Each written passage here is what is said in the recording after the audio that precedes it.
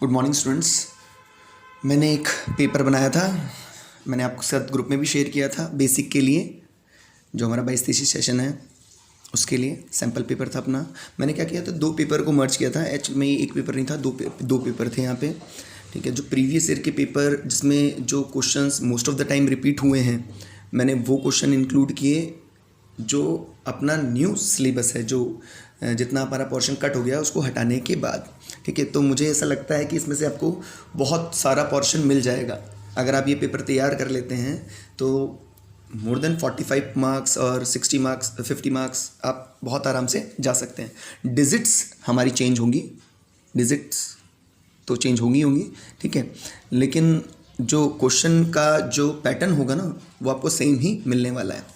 तो देखो, जैसे हमारा पहला क्वेश्चन था, how many factors a prime number has, है ना। तो मैंने आपके लिए यहाँ पे बना रखा है। प्राइम नंबर बेटा जो होते हैं, प्राइम नंबर्स, ठीक है, उनके दो फैक्टर्स होते हैं। प्राइम नंबर्स के कितने फैक्टर होते हैं? दो, ठीक है।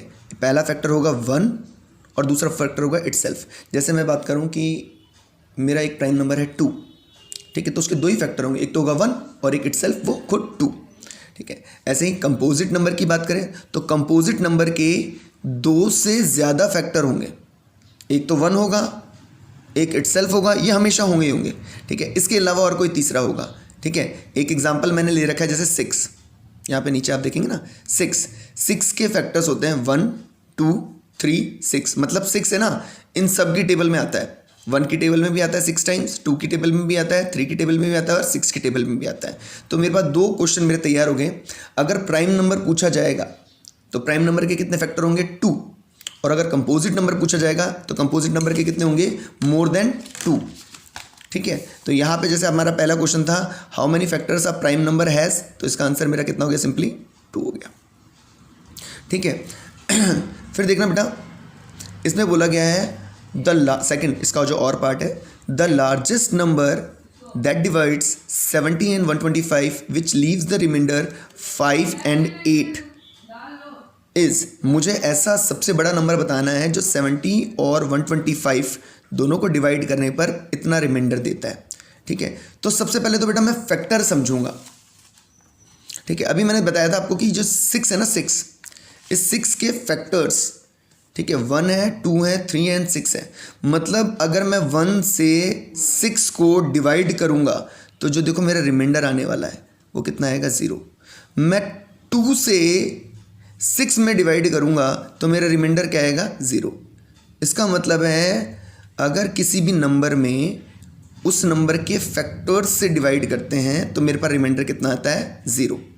तो मैं क्या कर रहा हूँ, देखो मैं ये चीज़ समझ रहा हूँ कि वहाँ पर है ना, देखो मेरे को दो नंबर दे रखे थे, एक तो 70 दे रखा था और एक दे रखा था 125, और दोनों में रिमाइंडर बोल रहा था। इसमें रिमाइंडर बोल रहा था 5 और इसमें बोल रहा था रिमाइंडर 8। तो जो रिमाइंडर है ना वो एक्स्ट्रा है। सबसे पहले मैं रिमाइंडर 0 बना देता हूँ, ठीक है। मैं इन दोनों को माइनस कर देता हूँ तो 65, यहाँ पे आ जाएगा 117।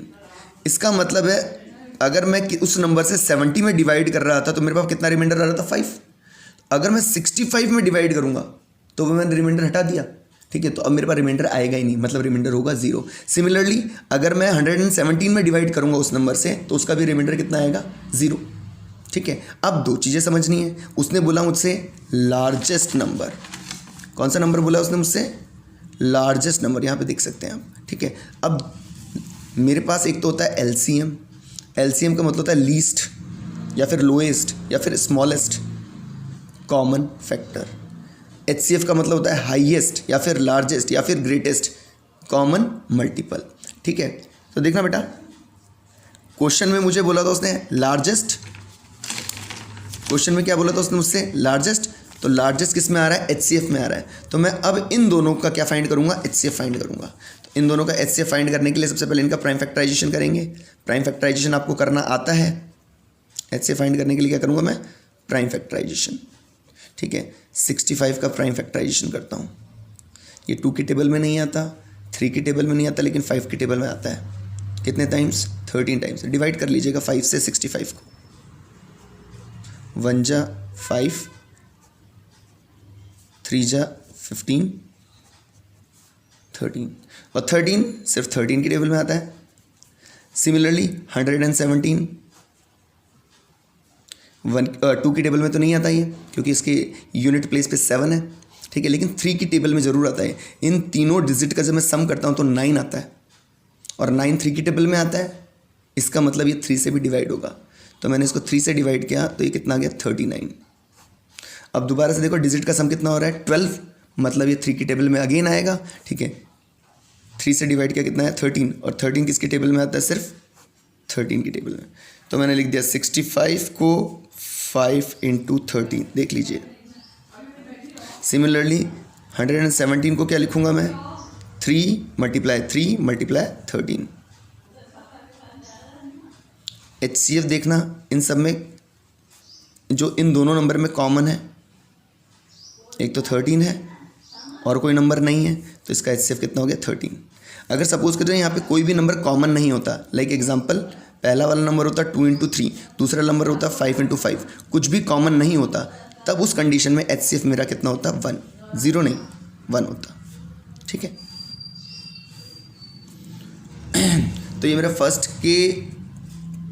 फर्स्ट पार्ट और सेकंड पार्ट हो गया है। अब बेटा इसमें देखना, मेरे को बोल रहा है alpha and beta are the zeros of x² - 4x + 1, then α² beta plus alpha beta square की वैल्यू आपको बतानी है। बहुत सिंपल है, पहले हम कॉन्सेप्ट समझेंगे, ठीक। देखो बेटा, सबसे पहले तो क्वाड्रेटिक पॉलिनोमियल समझना पड़ेगा। क्वाड्रेटिक पॉलिनोमियल मतलब ऐसा पॉलिनोमियल जिसमें x की हाईएस्ट पावर 2 होगी, ठीक है। देखना px = px, p for polynomial, किसका पॉलिनोमियल है x का, ठीक है। px ax² + bx + c, यहाँ पर a b c तीनों के तीनों रियल नंबर है, लेकिन a 0 नहीं हो सकता, क्योंकि सपोज करो आपने अगर a को 0 कर दिया, अगर आपने a को 0 कर दिया तो ये पूरा का पूरा खत्म हो जाएगा बेटा, ठीक है। ये पूरा का पूरा खत्म हो गया तो bx + c ये लीनियर पॉलिनोमियल बन जाएगा, क्योंकि यहाँ पे x की पावर कितनी है, सिर्फ 1, x की हाईएस्ट पावर, तब ये लीनियर पॉलिनोमियल बन जाता। तो एक a ना a वो यहाँ पे 0 नहीं होगा। अब क्वाड्रेटिक पॉलिनोमियल में कितने जीरोज होंगे, 2 जीरोज होंगे, ठीक है। वो जीरोज हैं, मैं सपोज करो अल्फा और बीटा जो मेरे जीरोज हैं वो किसके हैं, px के, ठीक है। तो हमारे को 2 फॉर्मूले हैं बेटा, सम ऑफ जीरोज, मुझे क्या करना है, जीरोज का सम करना है। मेरे जीरोज हैं अल्फा और बीटा, मुझे इसका सम करना है, यानी कि अल्फा प्लस बीटा = फॉर्मूला है -b/a, product of the zeros, zeros का मुझे प्रोडक्ट मतलब मल्टीप्लाई करना है, यानी कि अल्फा × बीटा = c/a। अब जो आगे का क्वेश्चन है मैं सॉल्व करने की कोशिश करता हूँ, देखिएगा। आपको दे रखा है x² - 4x + 1। देखना इस x² से पहले कोई नंबर नहीं है, तो नंबर कितना है 1, ठीक है। x² का कोफिशिएंट अगर किसी भी नंबर से पहले, किसी भी वेरिएबल से पहले कोई नंबर नहीं दे रखा, यानी कि उसका कोफिशिएंट नहीं दे रखा, तो वो कोफिशिएंट कितना है 1। सिंपली देखो कि x² यहाँ पे कितनी बार लिखा हुआ, एक बार, तो 1, ठीक है। यहाँ पे देखिएगा ax² + bx + c जो हमारा क्वाड्रेटिक पॉलिनोमियल था उससे मैं कंपेयर कर रहा हूँ, तो मेरी शायद a की वैल्यू 1 आ रही है। देखना x² से x² हट जाएगा तो a की वैल्यू कितनी आ जाएगी 1, और मैं साइन लेता हूँ हमेशा, तो +1। b की वैल्यू कितनी हो जाएगी मेरी, x से x अगर रिमूव हो जाएगा, ठीक है, तो b की वैल्यू कितनी हो जाएगी मेरी -4, मुझे साइन को साथ में लेना है, और c की वैल्यू कितनी हो जाएगी मेरी यहाँ पे +1, ठीक है। अब क्या करना है अपन को आपको वैल्यू निकालनी है α² बीटा, देख लीजिएगा α² beta plus alpha beta square की। अब ढंग से देखिएगा यहाँ पे α² यानी कि अल्फा 2 टाइम्स है, बीटा 1 टाइम है, अल्फा यहाँ पे 1 टाइम है, बीटा 2 टाइम्स है। तो देखो यहाँ पे इन दोनों टर्म्स में अल्फा शायद ऐसा नंबर है जो दोनों में कॉमन आ रहा है, ठीक है। वेट, बीटा भी तो दोनों में कॉमन आ रहा है, तो देखो ना, मैंने अल्फा यहाँ पे 2 टाइम्स था, एक बार अल्फा निकाल लिया तो एक बार अल्फा बच गया, α⁴ बीटा कॉमन निकाल लिया, ठीक है, प्लस अल्फा कॉमन निकाल लिया, यहाँ पे बीटा 2 टाइम्स था, बीटा एक बार कॉमन निकाल लिया तो बीटा की पावर 1, ठीक है, कोई डिफिकल्टी। देखिएगा अभी हमने थोड़ी देर पहले पढ़ा था sum of the zero, alpha plus beta क्या था मेरा माइनस बी अपॉन ए। दोबारा से अल्फ़ा प्लस बीटा मेरा था माइनस बी अपॉन ए। ठीक है, देखिएगा माइनस के प्लेस पे मैं माइनस लिख रहा हूँ, बी के प्लेस बी की वैल्यू कितनी है मेरी माइनस का 4, दो साइन एक साथ नहीं आते तो ब्रैकेट, अपॉन में ए की वैल्यू कितनी है, ए की वैल्यू 1, माइनस से माइनस कैंसिल हो गया तो अल्फ़ा प्लस बीटा की वैल्यू कितनी आ गई 4। सिमिलरली अल्फ़ा इंटू बीटा का फॉर्मूला आप देख रहे हैं कितना था, सी अपॉन ए था। ठीक है, सी की जगह कितना लिखना है मेरे को 1, ए के प्लेस पे कितना लिखना है 1। ठीक है, तो ये आ गया मेरा 1। देखेंगे यहाँ पे अल्फ़ा प्लस बीटा इसकी वैल्यू कितनी है 4, अल्फ़ा प्लस बीटा इसकी जगह तो 4 लिखा, अल्फ़ा इंटू बीटा इसकी वैल्यू कितनी है 1, अल्फ़ा दो नंबर के बीच में कोई साइन नहीं होता तो मल्टीप्लाई, अल्फ़ा इंटू बीटा की जगह मैंने 1 रखा, इन दोनों के बीच में कोई साइन नहीं है तो अगेन मल्टीप्लाई, 4 1 ज़ा 4, तो इसका आंसर आ जाएगा आपका 4। ठीक है, कोई डिफ़िकल्टी अगर आपको फील हो रही है तो आप मुझसे फ़ोन करके पूछ सकते हैं। इसके बाद बेटा बहुत इंपॉर्टेंट चीज़ थी, ठीक है, इक्वेशन और पॉलिनोमियल। बच्चों को बहुत ज़्यादा यहाँ पे ना प्रॉब्लम आती है कि सर मेरा इक्वेशन और पॉलिनोमियल का मेरा ना जो कंसेप्ट है वो थोड़ा सा वीक हो रहा है। ठीक है, देखिएगा इक्वेशन में रूट्स फाइंड करता हूँ मैं, पॉलिनोमियल में मैं ज़ीरोस फाइंड करता हूँ। पॉलिनोमियल पी एक्स से रिप्रेजेंट करते हैं, ऑब्वियस सी बात है। ठीक है, और जब मैं पॉलिनोमियल के ज़ीरोस फाइंड करता हूँ ना तो वो पी एक्स की जगह मैं ज़ीरो रखता हूँ। ठीक है, तो लगभग सेम सा ही कंसेप्ट बन जाता है सॉल्व करने का। ठीक है, तो अगर मैं बात करूँ कि रूट्स निकालने हैं मुझे, तो रूट्स निकलेंगे किस में, इक्वेशन में। मुझे ज़ीरोज़ निकालने हैं तो ज़ीरोज़ किस में निकलेंगे, पॉलिनोमियल में। और दोनों के दोनों चाहे रूट्स ऑफ इक्वेशन हो चाहे ज़ीरोज़ ऑफ पॉलिनोमियल हो, एक्चुअल में ये होती है वैल्यू किसकी, वेरिएबल की। यहाँ पे कौन सा वेरिएबल है, जैसे सपोज करो मैंने एक्स वेरिएबल मान लिया। ठीक है, तो वैल्यू किसकी होगी, वेरिएबल की, जहाँ पर पॉलिनोमियल या फिर इक्वेशन क्या हो जाए, ज़ीरो। ये सबसे इंपॉर्टेंट है। यहाँ पे हमारे पास 2 से 3 नंबर का क्वेश्चन आने ही आने वाला है। आपसे बोल दिया जाएगा किसी भी क्वाड्रेटिक इक्वेशन के रूट्स फाइंड करो, तो रूट्स का मतलब मुझे किसकी वैल्यू फाइंड करनी है, एक्स की वैल्यू फाइंड करनी है अगर वो एक्स का है इक्वेशन। अगर y की इक्वेशन है तो मुझे y की वैल्यू फाइंड करनी है। जीरोज ऑफ पॉलिनोमियल का मतलब भी वही है, मुझे किसकी वैल्यू फाइंड करनी है, ठीक है, x की वैल्यू फाइंड करनी है। अगर वो x का पॉलिनोमियल है तो y का पॉलिनोमियल तो मुझे y की वैल्यू फाइंड करनी है। लेकिन इज इक्वल टू में क्या होना चाहिए, जीरो होना चाहिए, तभी मैं फाइंड कर सकता हूँ। ठीक है, तो मैंने यहाँ पे वेरिएबल x माना था, ऑब्वियस सी बात है। देखिएगा अब बेटा यहाँ पे बहुत समझने वाली बात है, अगर लीनियर इक्वेशन है, जैसे मैंने ऊपर समझाया था, लीनियर इक्वेशन है तो लीनियर इक्वेशन मैं तब समझ पाऊंगा उसको जब उसमें वेरिएबल यानी कि x की हाईएस्ट पावर, मैक्सिमम पावर कितनी हो, 1 हो। अगर वो पॉलिनोमियल है तो उसको मैं लीनियर पॉलिनोमियल बोल दूंगा। एक ही बात है, लीनियर पॉलिनोमियल में x की मैक्सिमम पावर कितनी होगी, 1।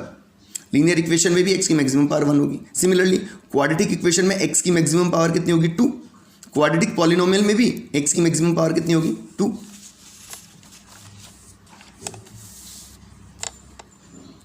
क्यूबिक इक्वेशन में x की मैक्सिमम पावर कितनी होगी, 3। क्यूबिक पॉलिनोमियल में सिमिलर 3।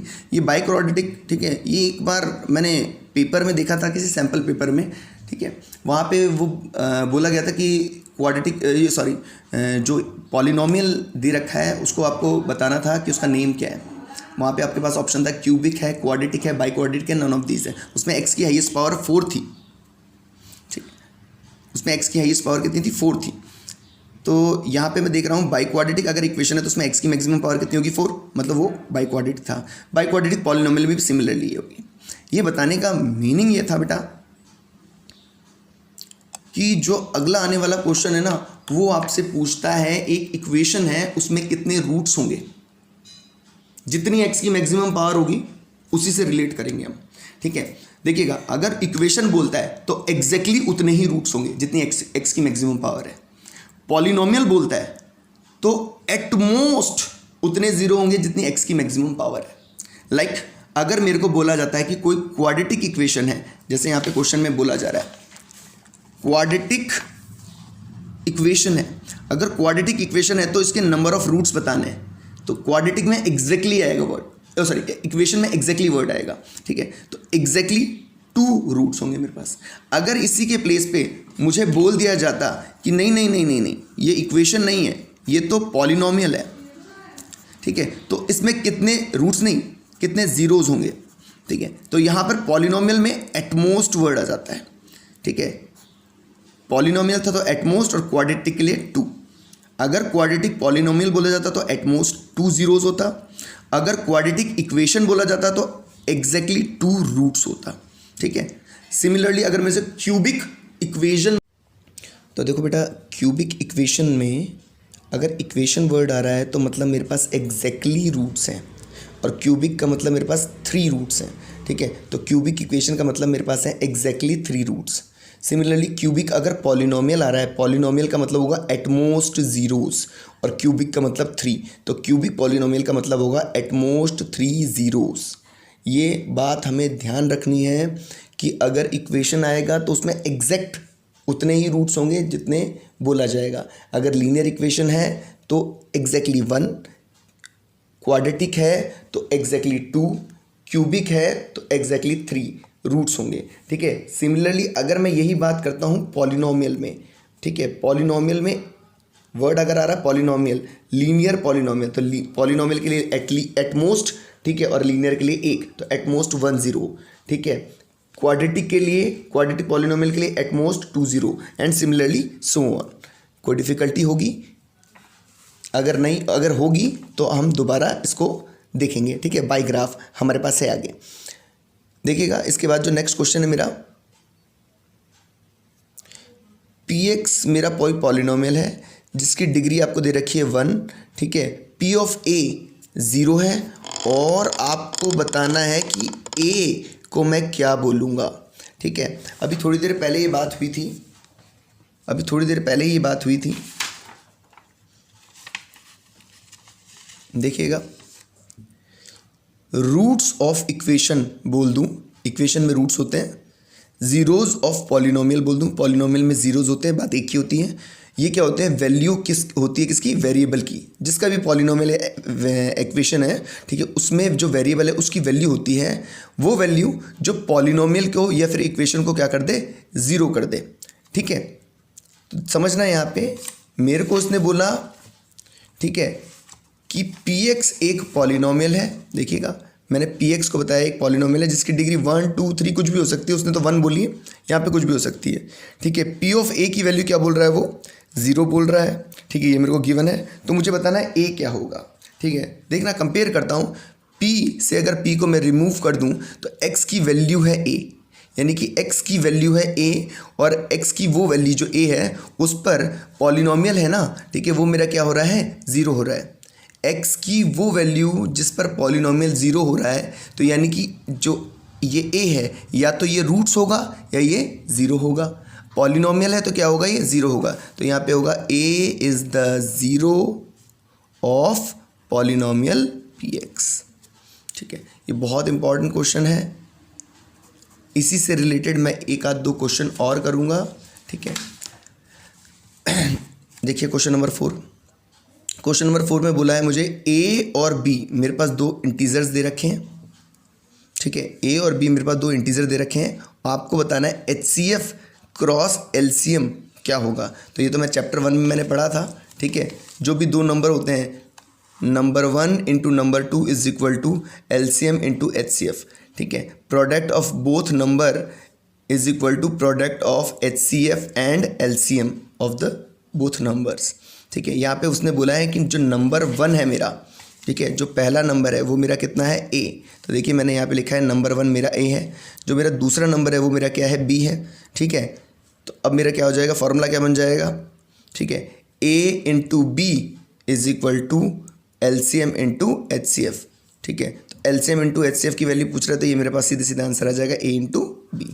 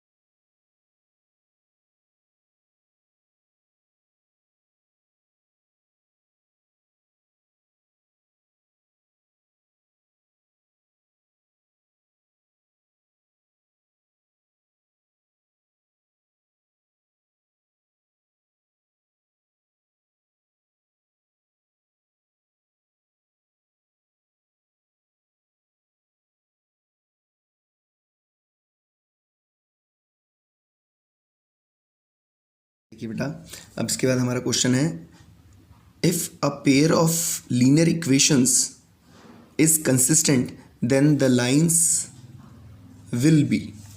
ठीक है, तो सबसे पहले तो मुझे लीनियर इक्वेशन के बारे में जानना पड़ेगा। ठीक है, तो हमारे कोर्स में लीनियर इक्वेशन 2 वेरिएबल में, तो लीनियर इक्वेशन 2 वेरिएबल। ठीक है, लीनियर है, इसका मतलब वेरिएबल की हाईएस्ट पावर कितनी होगी 1। ठीक है, देखना, और कितने वेरिएबल है, 2 वेरिएबल है, मतलब मुझे एक वेरिएबल लेना पड़ेगा x और एक वेरिएबल लेना पड़ेगा मुझे y। तो देखिए क्या हो जाएगी equation, ax⁴ plus by⁴ plus c is equal to 0। लेकिन पावर 1 बोलने की जरूरत नहीं होती, तो सिंपली हम इसको बोल सकते हैं ax plus b y plus c is equal to 0। ये मेरी लीनियर इक्वेशन हो जाएगी 2 वेरिएबल की। लेकिन क्वेश्चन में तो बोला है pair of linear equations.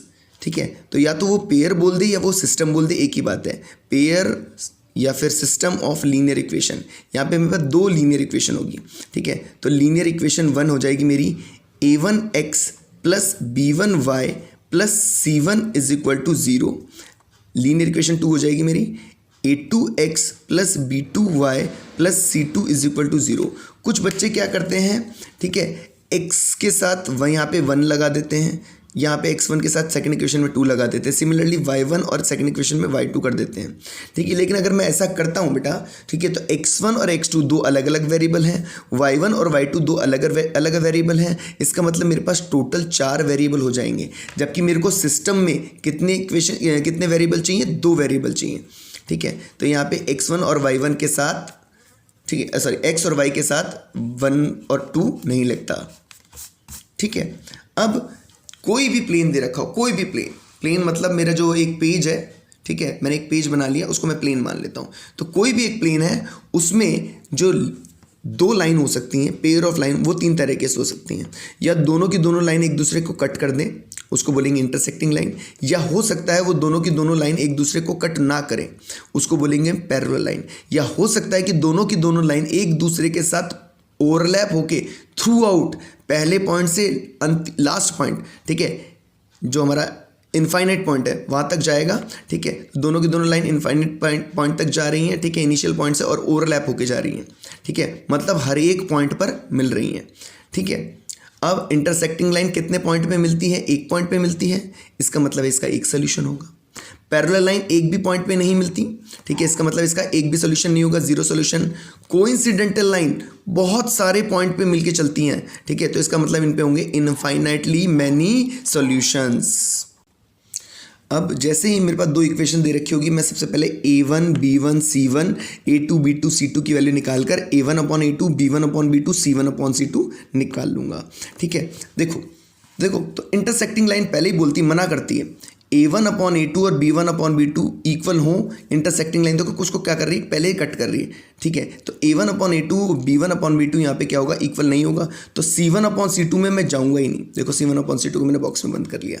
Coincidental line तो बिल्कुल थ्रू आउट सेम सी चलती है।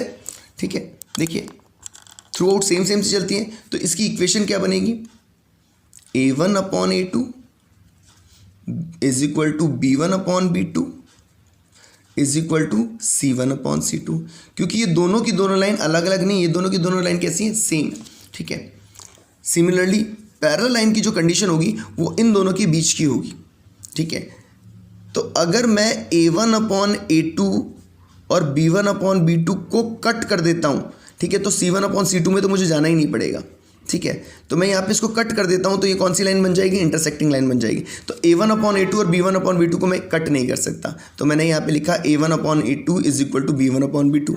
लेकिन अगर मैं b1/b2 के इक्वल टू में c1/c2 भी इक्वल कर देता हूँ, तो ये कौन सी लाइन बन जाएगी, कोइंसिडेंटल लाइन बन जाएगी। ठीक है, तो पैरेलल लाइन की कंडीशन कुछ इस तरह से होगी, a1/a2 is equal to b1/b2 not equal to c1/c2। ये मेरी पैरेलल लाइन की इक्वेशन हो जाएगी, कंडीशन हो जाएगी, सॉरी।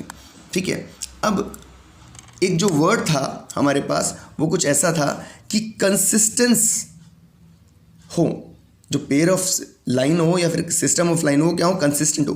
कंसिस्टेंस का मतलब होगा बेटा वो क्या देगी आपको, रिजल्ट देगी, सोल्यूशन देगी। ठीक है, कोई भी बैट्समैन कंसिस्टेंट है, इसका मतलब वो क्या कर रहा है, कंटिन्यूसली रन बना रहा है। ठीक है, और हमारे पास लाइन में पेयर ऑफ लाइन में क्या करती हैं, वो रिजल्ट देती हैं, फिर सोल्यूशन देती हैं। तो ऐसी लाइन पेयर ऑफ लाइन जो सोल्यूशन दे रही है वो कंसिस्टेंट है, ठीक है। जिसका सोल्यूशन नहीं है वो इनकंसिस्टेंट हो जाएगी, ठीक है। तो मैं देख रहा हूं इंटरसेक्टिंग लाइन एक ही सोल्यूशन दे रही है लेकिन दे रही है, तो ये कंसिस्टेंट है, ठीक है। कोइंसिडेंटल लाइन इनफाइनाइटली मैंने सोल्यूशन दे रही है, सोल्यूशन दे रही है, इसका मतलब ये क्या है, कंसिस्टेंट है, ठीक है। पैरेलल लाइन एक भी सोल्यूशन नहीं दे रही, इसका मतलब ये क्या है, इनकंसिस्टेंट है, ठीक है। तो एग्जाम में दोनों तरीके से क्वेश्चन आ सकता है कि कंसिस्टेंट पूछा जाएगा तो कंसिस्टेंट मेरी दो लाइन है यहाँ पे, इंटरसेक्टिंग लाइन भी कंसिस्टेंट है और कोइंसिडेंटल लाइन भी कंसिस्टेंट है। अगर इनकंसिस्टेंट मतलब जो सोल्यूशन नहीं दे, ठीक है, जो सोल्यूशन नहीं देगी वो कैसी हो जाएगी, पैरेलल लाइन हो जाएगी। इसी में आता है linearly dependent line. Linearly dependent line, linearly dependent line means in which systems के जो लाइन के हमारे सिस्टम के जितने भी कांस्टेंट है, ठीक है, उनका क्या होगा, रिलेशन होगा, ठीक है। तो x का कॉफिशिएंट का x के कॉफिशिएंट के साथ, y के कॉफिशिएंट का y के कॉफिशिएंट के साथ और कांस्टेंट का कांस्टेंट के साथ एक रिलेशन होगा, ठीक है।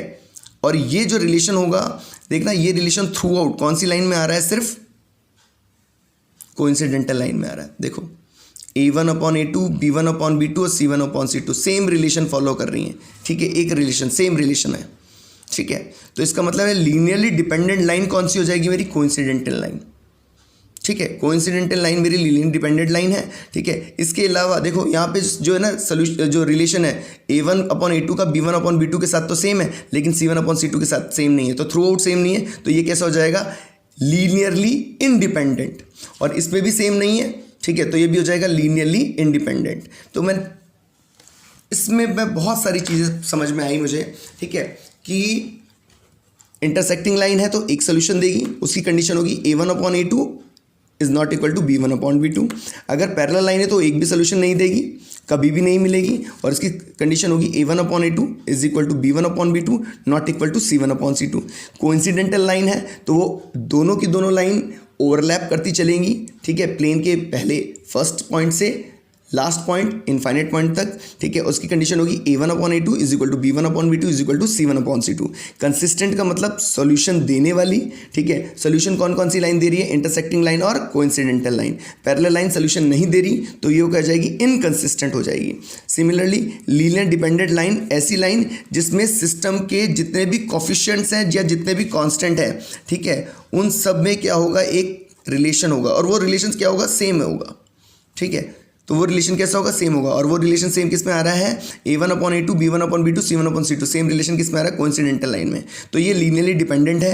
इसके अलावा देखो इन तीनों में सेम रिलेशन नहीं है, पैरेलल लाइन लीनियरली डिपेंडेंट नहीं है, यानी कि लीनियरली इंडिपेंडेंट है, ठीक है। इंटरसेक्टिंग लाइन में भी सेम रिलेशन नहीं है, तो ये भी क्या हो जाएगी, लीनियरली इंडिपेंडेंट लाइन हो जाएगी, ठीक है। तो हमारा क्वेश्चंस में आते हैं हम। उसने बोला कि जो पेयर ऑफ लाइन है वो कंसिस्टेंट है, मतलब सोल्यूशन दे रही है, ठीक है। तो मैं आंसर देख लेता हूँ, ऐसी कौन सी लाइन है जो सोल्यूशन दे रही है यहाँ पे, ठीक है। तो देखो पहला ऑप्शन है पैरेलल, ठीक है। पैरेलल लाइन तो सोल्यूशन देती नहीं है, तो इनकंसिस्टेंट हो जाएगी, ठीक है। कोइंसिडेंटल लाइन बिल्कुल कंसिस्टेंट होती है, इंटरसेक्टिंग लाइन भी कंसिस्टेंट होती है। देखो यहाँ पे ऑप्शन दे रखा है सी, इंटरसेक्टिंग लाइन और कोइंसिडेंटल लाइन, ठीक है। इसका मतलब सी इसका ऑप्शन है, ठीक है। इसके बाद दे रखा है जो pair of equation this and this, ठीक है, इसके आपको कितने सोल्यूशन होंगे, ठीक है। तो ये मुझे पता चलेगा इनके कोफिशिएंट से, ठीक है। देखिए ये दोनों इक्वेशन है, यहाँ पे देखेंगे आप A1 की वैल्यू, x से पहले कोई नंबर नहीं तो कितना है 1, A1 की वैल्यू तो मेरी है 1, AX plus BY plus C is equal to 0 से इसको कंपेयर किया, ठीक है। A1x B1y C1 पहली लाइन की इक्वेशन, लाइन 1 के लिए A1 की वैल्यू हो जाएगी 1, x रिमूव होते ही B1 की वैल्यू हो जाएगी 2 प्लस का, ठीक है। देखो y से y कट जाएगा, और C1 की वैल्यू क्या हो जाएगी यहाँ पे माइनस का 5, ठीक है। सिमिलरली सेकेंड लाइन की कंडीशन क्या हो जाएगी, a2x plus b2y plus c2 is equal to 0। तो a2 की वैल्यू कंपेयर करने पर कितनी हो जाएगी मेरी -4, x से x रिमूव हो गया। सिमिलरली b2 की वैल्यू कितनी हो जाएगी मेरी -8। सिमिलरली c2 की वैल्यू कितनी हो जाएगी मेरी +20। देखो कंपेयर करने पर, ठीक है। अब देखना जरा a1/a2, मैंने कहा था आपको जैसे ही निकलेंगे a1/a2 निकाल लेंगे, इसकी वैल्यू क्या होती है b1/b2 निकाल लेंगे, इसकी वैल्यू क्या होती है, और c1/c2 निकाल लेंगे, इसकी वैल्यू क्या होती है।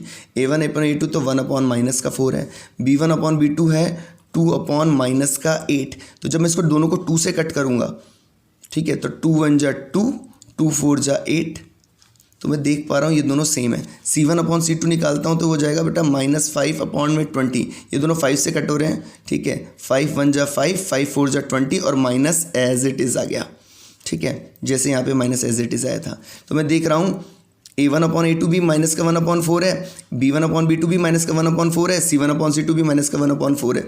यानी कि a1/a2, b1/b2 और c1/c2 तीनों की तीनों इक्वल हैं।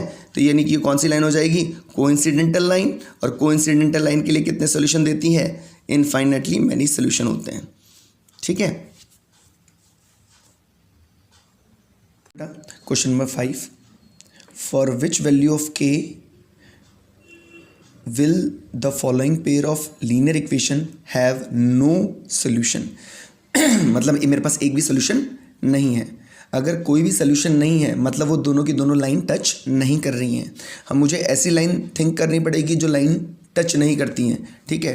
तो वो जो लाइन टच नहीं करती हैं वो होती है पैरेलल लाइन, जो कभी नहीं मिलती। और पैरेलल लाइन की कंडीशन थी a1/a2 is equal to b1/b2 not equal to c1/c2। अगर तीसरा भी इक्वल टू हो जाता है तो दोनों लाइन सेम है, इसका मतलब कोइंसिडेंटल लाइन, ठीक है। अब मैं देखो इसको कंपेयर करूँगा लाइन 1 से, a1x plus b1y plus c is equal to 0, ठीक है। तो देखना बेटा मुझे इज इक्वल टू में 0 चाहिए, लेकिन यहाँ पे प्लस का 1 है, तो ये प्लस का 1 उधर जाएगा तो क्या हो जाएगा, माइनस का 1। तो देखो क्या हो जाएगा 3x plus y minus 1 is equal to 0। मैं कंपेयर करूँगा, ठीक है। देखना y से पहले यहाँ पे कोई नंबर नहीं तो कितना है 1।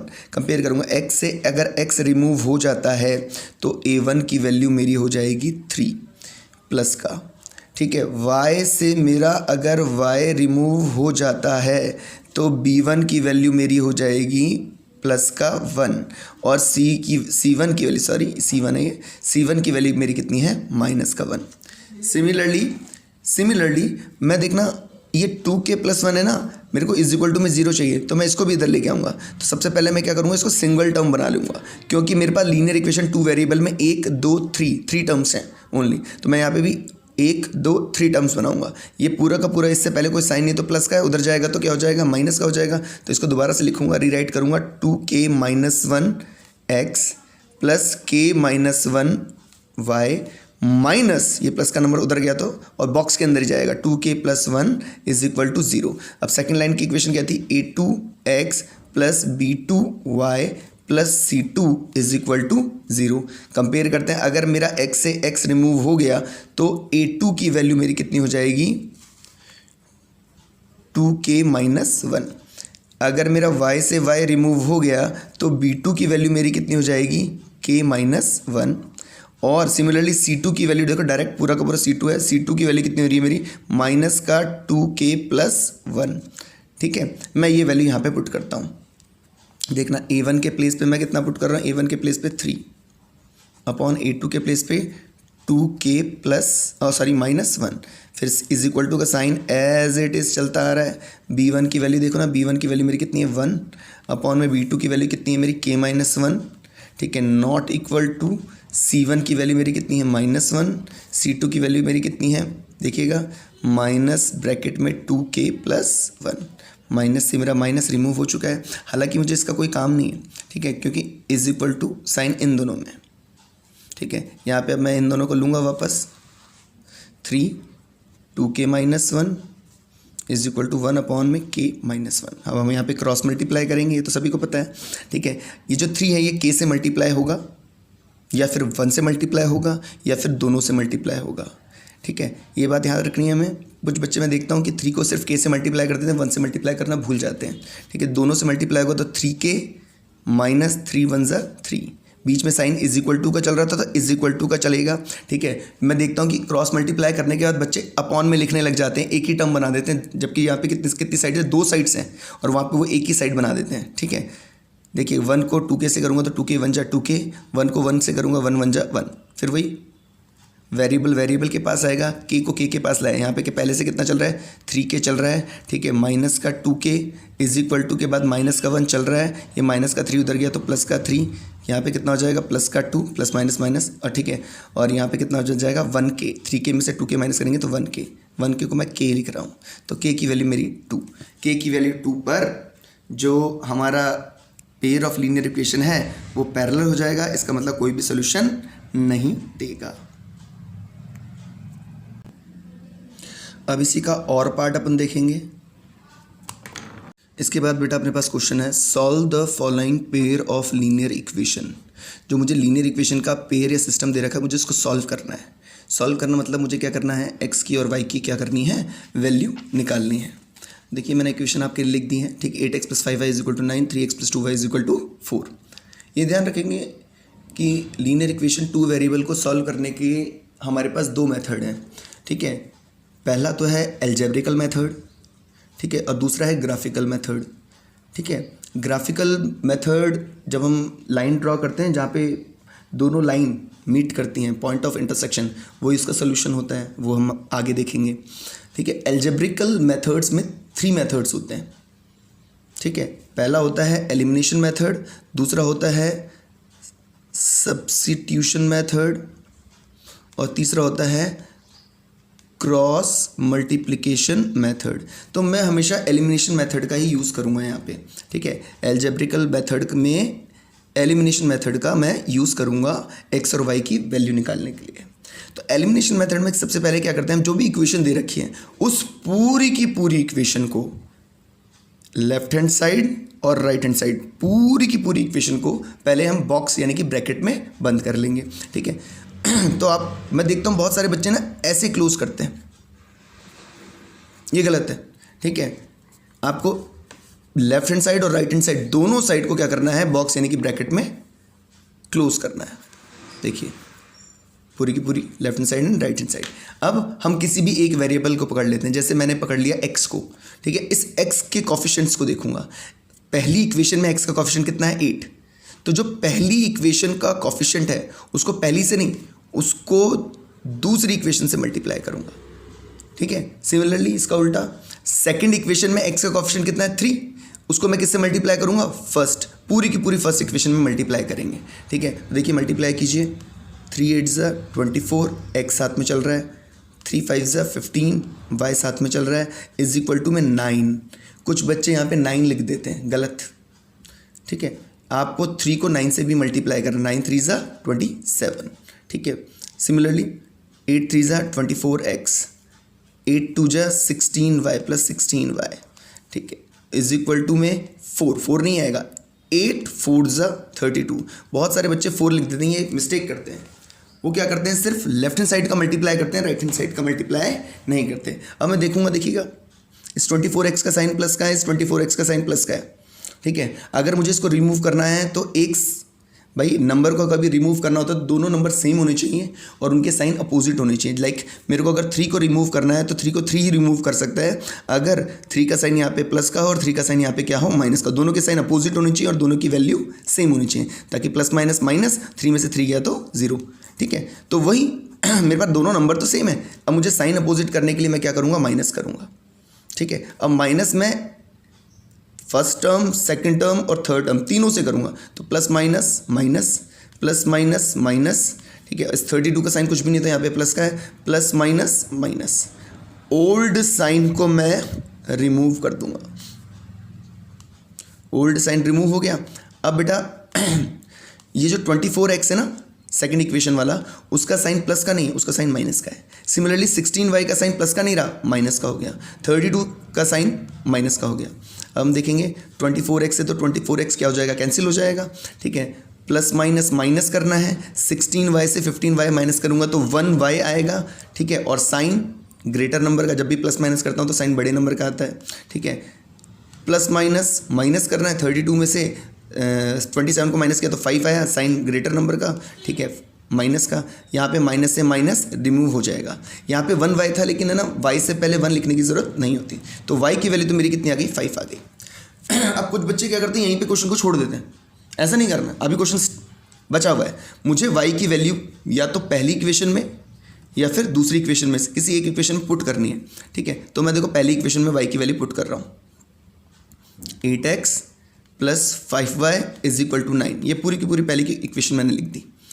8x प्लस 5 और y, दो नंबर के बीच में कोई साइन नहीं होता तो मल्टीप्लाई, y के प्लेस पे मैं कितना पुट करूँगा, 5 इज इक्वल टू में कितना चल रहा है, 9, ठीक है।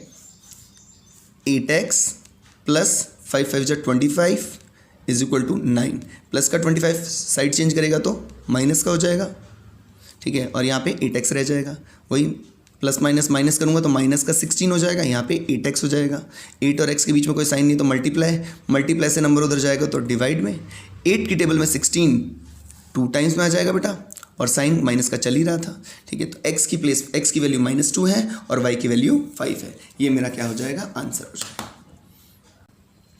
देखना बेटा इसके बाद का क्वेश्चन है, the vertices of parallelogram PQRS, parallelogram का नाम PQRS है, are in taken in order are P 3, -4 Q -2, 3 R -3, 2 and the coordinate of fourth vertices S R। मुझे S के जो कोऑर्डिनेट हैं वो क्या करने हैं, फाइंड करने हैं। तो सबसे पहले तो एक चीज़ समझेंगे, पैरेललोग्राम में, ठीक है, जो हम डायगोनल्स बनाते हैं वो डायगोनल क्या करती हैं, बाइसेक्ट करते हैं। जैसे मैंने यहाँ पे ABCD एक पैरेललोग्राम बनाया, ABCD एक पैरेललोग्राम बनाया, उसमें AC डायगोनल है, AC, और BD मेरी डॉटेड डायगोनल है, ठीक है। और ये कहाँ पे कट कर रही है, O पॉइंट पे कट कर रही है, ठीक है। तो जो O है ना, O पॉइंट, वो AC को भी बाइसेक्ट करेगा और BD को भी बाइसेक्ट करेगा, ठीक है। बाइसेक्ट करने का मतलब 2 इक्वल पार्ट्स में डिवाइड करना, यानी कि AO और OC कैसे हो जाएंगे, दोनों पार्ट इक्वल हो जाएंगे। BD के 2 पार्ट हो रहे हैं, OB और OD, वो भी दोनों के दोनों इक्वल हो जाएंगे, ठीक है। बाइसेक्शन जो होता है ना, वो लाइन सेगमेंट के लिए, जो बाइसेक्शन वाला पॉइंट होता है वो लाइन सेगमेंट के लिए मिड पॉइंट होता है, ठीक है। और इसके लिए मैं मिड पॉइंट फॉर्मूला यूज़ करूँगा, ठीक है। अब मिड पॉइंट यानी कि बीच का वैल्यू निकालने का एक ही तरीका है। जैसे मेरे पास 2 वैल्यूज़ हैं, A और B, मेरे पास 2 वैल्यू है, C इसकी बिल्कुल बीच वाली वैल्यू है, ठीक है। तो मिड वैल्यू निकालने का एक ही तरीका है, दोनों वैल्यूज़ को प्लस कर दो और किससे डिवाइड कर दो, 2 से। मिड वैल्यू निकालने का, 2 नंबर की मिड वैल्यू निकालने का एक ही तरीका है, दोनों वैल्यू को प्लस कर दो और उसको 2 से डिवाइड कर दो, ठीक है। उसको हम बोलते हैं एवरेज निकालना, ठीक है। तो यहाँ पे देखो, मेरे को जो पैरेललोग्राम दे रखा था, मैंने पैरेललोग्राम बनाया PQRS, ठीक है। मैंने एक पैरेललोग्राम बनाया PQRS, ठीक है। अब P के कोऑर्डिनेट दे रखे थे 3, -4, Q के -2, 3, R के -3, 2, S के x4 y4 जो मुझे नहीं पता थे, ठीक है। देखना मैंने देखो P के बाद में Q लिखा, देखो ऑर्डर, Q के बाद में R है, नेक्स्ट पॉइंट, R के बाद में S है और S के बाद में वापस PR है, ठीक है। आपको ऑर्डर नहीं चेंज करना है। कुछ बच्चे क्या करते हैं, PQSR लिख देते हैं, फिर तो वो क्वेश्चन गलत ही होने वाला है, फिर वो कोई किसी भी कंडीशन में सही नहीं हो सकता। पैरेललोग्राम अगर PQRS बोला गया है आपको, तो पहला पॉइंट P होगा, उसका नेक्स्ट पॉइंट Q होगा, and then next point R होगा, and then next point S होगा, ठीक है। ये मेरा पहला पॉइंट था, तो पहले पॉइंट को मैंने लिखा x1 y1, सेकंड पॉइंट को मैंने शो किया x2 y2, थर्ड पॉइंट को मैंने शो किया x3 y3, fourth point S जो मुझे गिवन नहीं था उसको मैंने x4 y4 अज्यूम कर लिया, ये मैंने लेट किया, ठीक है। अब देखना बेटा, ये देखो एक लाइन सेगमेंट दे रखा है, ठीक है। पहला पॉइंट है लाइन सेगमेंट का x1 y1, दूसरा पॉइंट है x2 y2, दूसरा मतलब आखिरी लास्ट पॉइंट, ठीक है। और इसका जो बिल्कुल मिड पॉइंट है वो है x3 y3, ठीक है। अगर x3 y3 इसका मिड पॉइंट है, तो ये देखो ये लेफ्ट सेक्शन और ये जो राइट सेक्शन है, ये दोनों के दोनों आपस में कैसे होंगे, इक्वल होंगे, ठीक है। तो अब मुझे यहाँ पर फॉर्मूला बनाना है बाइसेक्शन का। तो देखिएगा बेटा, फॉर्मूला हमेशा मिड पॉइंट के लिए बनता है, जो बीच वाले पॉइंट है उनके लिए, कॉर्नर वाले पॉइंट के लिए फॉर्मूला नहीं बनता, ठीक है। तो देखना मैं फॉर्मूला बनाऊंगा या तो x3 के लिए या फिर y3 के लिए, ठीक है। और अगर बिल्कुल मिड पॉइंट होता है, ठीक है, 2 वैल्यूज़ मुझे दे रखी हैं, उसका बीच का पॉइंट निकालना है, तो दोनों वैल्यू को प्लस करूंगा और 2 से डिवाइड करूंगा। अगर देखो मुझे x3 की वैल्यू निकालनी है, तो x के लिए सिर्फ x का काम होगा, y यूज़ में नहीं आएगा। तो x3 की वैल्यू कैसे निकालूंगा मैं, x1 प्लस x2 अपॉन 2। देखो बीच की वैल्यू निकालने का ये तरीका था, ठीक है। दोनों को वैल्यू को प्लस किया और अपॉन में 2, और x के लिए फॉर्मूला बना रहा हूँ तो यूज़ में सिर्फ x करूँगा। सिमिलरली अगर y3 के लिए फॉर्मूला बनाना है तो क्या बनेगा, y1 प्लस y2 अपॉन 2। याद रखिएगा फॉर्मूला हमेशा बीच वाले पॉइंट्स के लिए ही बनता है, ठीक है। सिमिलरली यहाँ पे देखना बेटा, पी क्यू आर एस अगर मेरा पैरेललोग्राम था, ठीक है, तो जो डायगोनल पी आर है और जो डायगोनल क्यू एस है वो मेरी ओ पॉइंट पे बाइसेक्ट करेंगी, ठीक है। और ओ पॉइंट के कोऑर्डिनेट मुझे नहीं पता तो मैंने क्या मान लिया, x5, y5 मान लिया, ठीक है। अब मैं पी आर डायगोनल को देख रहा हूँ, सिर्फ पी आर डायगोनल को देखना है हमें, ठीक है। पी आर डायगोनल सिर्फ इसे देखना है, ठीक है।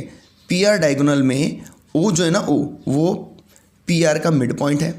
अब मिड पॉइंट है तो कौन सा फॉर्मूला लगेगा, बाइसेक्शन फॉर्मूला लगेगा। बाइसेक्शन फॉर्मूला भी लगेगा, लेकिन देखो सिर्फ पी आर को देखना है। फॉर्मूला किसके लिए बनेगा, फॉर्मूला सिर्फ पी आर के लिए बनेगा, ठीक है। पी आर के लिए फॉर्मूला बनेगा। अब आपको देखो पी आर में इनिशियल पॉइंट दे रखा है x1 y1, फाइनल पॉइंट दे रखा है x3 y3 और मिड पॉइंट दे रखा है x5 y5, और फॉर्मूला हमेशा बीच वाले पॉइंट के लिए बनता है, यानी कि x5 और y5 के लिए फॉर्मूला बनेगा। देखिए x5 और y5 के लिए फॉर्मूला बन रहा है, ठीक है। अगर मैं x5 की बात करता हूँ x वाले के लिए तो फॉर्मूले में सिर्फ x आएगा, ठीक है। देखिएगा लाइन में देखना x1 है और x3 है, ठीक है। तो x1 प्लस x3 अपॉन 2, जब मिड पॉइंट यानी कि बीच वाली वैल्यू निकालते हैं तो दोनों वैल्यूज़ को प्लस करते हैं और 2 से डिवाइड करते हैं। सिमिलरली y5 के लिए जब फॉर्मूला बनेगा तो क्या बन जाएगा, y1 plus y3, y5 is equal to y1 plus y3 upon 2। अब मैं डायगोनल देखूंगा QS, जो डॉटेड डायगोनल आ रही है, ठीक है। सिर्फ QS को देखो, ठीक है। QS में पहला इनिशियल पॉइंट है x2 y2, फाइनल पॉइंट है x4 y4 और बीच वाला पॉइंट क्या है, x5 y5, ठीक है। अब बाइसेक्शन है, ठीक है, तो मतलब ये दोनों पार्ट कैसे हैं, इक्वल हैं, ठीक है। अब बाइसेक्शन में क्या करते हैं, जब बिल्कुल मिडिल वैल्यू निकालते हैं तो दोनों वैल्यूज़ को प्लस करेंगे, 2 से डिवाइड करेंगे। फॉर्मूला तो यही बनेगा, लेकिन फॉर्मूला किसके लिए बनेगा, फॉर्मूला हमेशा बीच वाले पॉइंट के लिए बनता है, यानी कि x5 और y5 के लिए फॉर्मूला बनेगा। देखिएगा x5 का फॉर्मूला क्या बनेगा, x5 का फॉर्मूला अगर x का फॉर्मूला है तो सिर्फ x ही आएगा, ठीक है। x2 plus x4 upon 2। Similarly y5 का फॉर्मूला क्या बनेगा, y2 प्लस y4 अपॉन में 2, ठीक है। अब यहाँ पे बेटा देखना ये दोनों की लेफ्ट हैंड साइड x5 दोनों की लेफ्ट हैंड साइड कैसी है, सेम है। तो जगह x5 के इक्वल हो जाएगा, जब दोनों लेफ्ट हैंड साइड इक्वल है तो दोनों की राइट हैंड साइड भी क्या हो जाएगी, इक्वल। तो देखो इसकी राइट हैंड साइड है इस वाले x5 की x1 प्लस x3 अपॉन 2, और इस वाले x5 की राइट हैंड साइड है x2 प्लस x4 अपॉन 2। तो देखो ये डिनोमिनेटर वाले दोनों 2 कैंसिल हो जाएंगे, ठीक है। मेरे को सिर्फ वैल्यू डालनी है, ठीक है। देखिएगा x1 की वैल्यू कितनी है, x1 की वैल्यू 3 प्लस, देखो प्लस चल रहा था, x3 की वैल्यू देखूंगा, x3 की वैल्यू कितनी बेटा, -3। 2 साइन एक साथ नहीं आते तो ब्रैकेट, बीच में साइन क्या चल रहा है, इज इक्वल टू। अब मैं देखूंगा x2 की वैल्यू कितनी बेटा, -2, और x4 की वैल्यू क्या है, x4 ही है, ठीक है। ये +3 और -3, 3 - 3 ये तो 0 हो जाएगा, और ये माइनस का 2 उधर जाएगा तो प्लस का 2, 3 as it is, plus minus 3 as it is, plus का 2 उधर गया तो सॉरी माइनस का 2 उधर शिफ्ट करा तो प्लस का 2, 3 से 3 कैंसिल हो गया, तो x4 की वैल्यू कितनी आ गई, प्लस का 2। अब मैं y5 और y5 दोनों y5 को कंपेयर करूंगा, ठीक है। तो क्या आ जाएगा मेरे पास, y1 plus y3 upon 2 is equal to y2 plus y4 upon 2, 2 से 2 कट जाएगा। y5 की वैल्यू आपको निकालनी है, ये आपके लिए होमवर्क है। देखो इसी का सेकंड क्वेश्चन है बेटा, देखो इसी का सेकंड पार्ट है। देखो ये क्वेश्चन बेटा बहुत ही अच्छा क्वेश्चन है। इसमें बोल रहा है distance of the point 2, -3 from the x axis is. ये क्लास 9 में भी आपने क्वेश्चन पढ़ा था, ठीक है। एक बार दोबारा देखते हैं, एक ट्रिक भी है इसमें छोटी सी। तो सबसे पहले तो मुझे पता होना चाहिए कोऑर्डिनेट ऑफ एनी पॉइंट क्या होते हैं, x, y। किसी भी पॉइंट के कोऑर्डिनेट चाहे वो कहीं पे भी हो, मैं x, y लिखूंगा। यहाँ पे x का मतलब होता है को और y का मतलब होता है ऑर्डिनेट, ठीक है। को का मतलब होता है पार्टनर, y ऑर्डिनेट है तो ऑर्डिनेट का जो पार्टनर है को, वो क्या है मेरा x है। वैसे x को हम बोलते हैं एब्सिसा, ठीक है, जो आपने क्लास 9 में देखा है, ठीक है। x को मैं क्या बोलता हूँ, एब्सिसा, और y को क्या बोलता हूँ मैं, ऑर्डिनेट, ठीक है। अब देखिएगा बेटा, उसने बोला 2, -3 की x एक्सिस से डिस्टेंस बतानी है। तो सबसे पहले 2, -3 को प्लॉट करते हैं। 2 एक्स पे तो 2 देखो बेटा, एक्स एक्सिस, ये एक्स एक्सिस हॉरिजॉन्टल एक्सिस 1 2, और वाई पे -3 चेक करना है, वाई पे -3, तो ये 2 -3 यहाँ कहीं होगा फोर्थ क्वाड्रेंट में। ये हमारा फर्स्ट क्वाड्रेंट होता है, पहला क्वाड्रेंट, फिर एंटी क्लॉकवाइज चलते हैं, second quadrant, third quadrant and then fourth quadrant.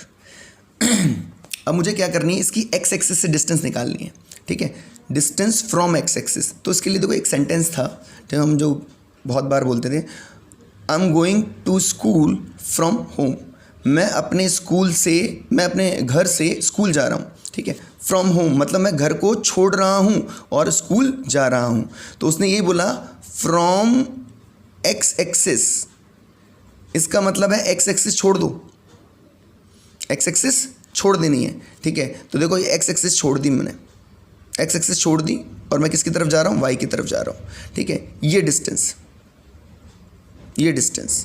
देख लेना, ये डिस्टेंस कितनी है, ये 1 यूनिट है, 2 यूनिट है, 3 यूनिट है, तो 3 यूनिट हो जाएगी, ठीक है। और इसको डायरेक्ट भी निकालने का तरीका है, 2 -3 की एक्स एक्सिस डिस्टेंस निकालनी है। उसने फ्रॉम एक्स एक्सिस मतलब उसने एक्स को छोड़ दिया, मतलब -2 को उसने छोड़ दिया, तो डिस्टेंस क्या बच गई, -3। लेकिन डिस्टेंस हमेशा कैसी होती है, पॉजिटिव होती है, ठीक है। तो -3 ना होके डिस्टेंस क्या हो जाएगी, 3 यूनिट हो जाएगी।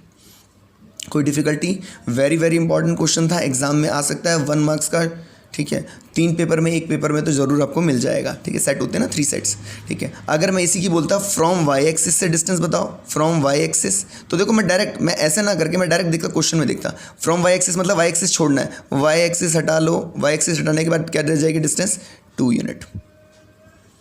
कोई डिफिकल्टी है, ठीक है। देखिएगा अभी मैंने देखा यहाँ पे कोऑर्डिनेट ऑफ एनी पॉइंट क्या होते हैं, एक्स कॉमा वाई।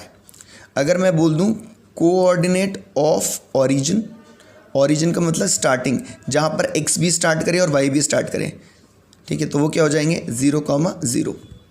भाई वहाँ पे एक्स भी स्टार्ट करेगा, एक्स भी 0 से स्टार्ट करेगा, वाई भी 0 से स्टार्ट करेगा।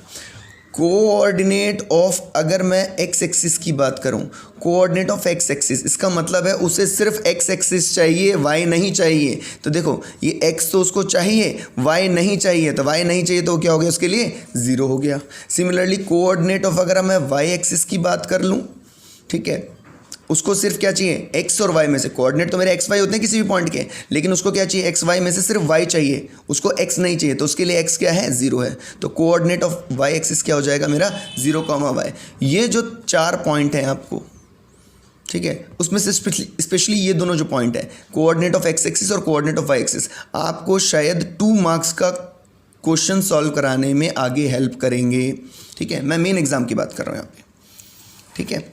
अब इसके बाद हमारा जो नेक्स्ट क्वेश्चन है मैं उसमें बात कर रहा हूँ, ठीक है। आपको बोल रहा है कि कौन सा सिमिलरिटी क्राइटेरिया नहीं है, तो हमें तो सबसे पहले ये जानना होगा कि सिमिलर क्या होते हैं, ठीक है। तो सबसे पहले तो 2 पॉलीगन्स, ठीक है, सिमिलर होते हैं अगर दोनों, बोथ आर ट्रू, अगर दोनों के दोनों ट्रू हों। 2 polygons are similar if both are true, दोनों की दोनों चीज़ें, कंडीशन जो मैं आगे बताने जा रहा हूँ वो ट्रू होनी चाहिए।